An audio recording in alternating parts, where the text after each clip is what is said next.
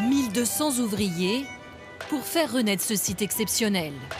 Après un chantier colossal de 3 ans, le Grand Palais va se transformer cet été en site olympique. Sous les 17 500 m² de verrières, les épreuves d'escrime et de taekwondo en plein centre de Paris, au pied des Champs-Élysées. Pour donner une idée quand même du Grand Palais, on fait rentrer le château de Versailles dedans. Le Grand Palais ouvrira ses portes pour l'escrime le 27 juillet. Le public va rentrer là. Donc là, on n'imagine pas ça tout de suite là, quand on voit ça, mais ce sera prêt. Le public va découvrir évidemment aussi tout ce qui fait un peu le charme de Paris. Dans 3 mois, l'entrée ressemblera à ça. Pour être prêt à temps, il a fallu totalement rénover le palais centenaire qui avait été construit pour l'exposition universelle de 1900. Un lieu qui a accueilli de grands événements.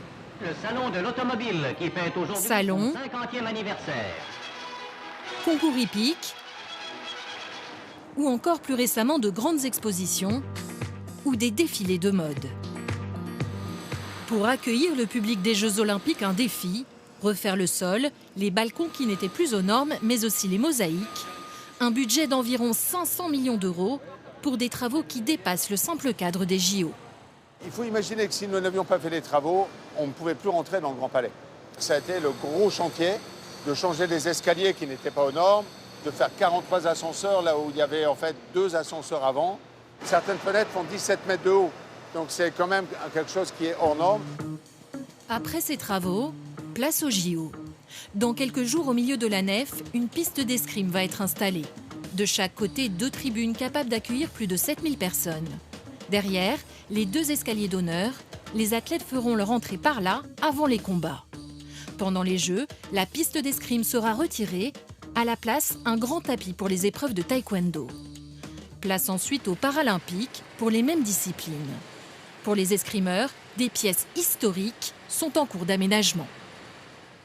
On est dans le salon d'honneur dans lequel Paris 2024 organisera les salles d'échauffement des athlètes avant qu'ils aillent combattre sur le terrain de jeu dans la nef.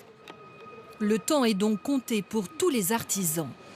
Ici, une horloge de 1855, restaurée, retrouve sa place d'origine. C'est pas la première fois que je la remonte. On va remettre en fonctionnement le cadran qui va donner l'heure à tout l'espace du Grand Palais. C'est quelque chose d'important pour montrer la fin aussi des travaux dans l'édifice et le fait que ça soit prêt pour les Jeux Olympiques.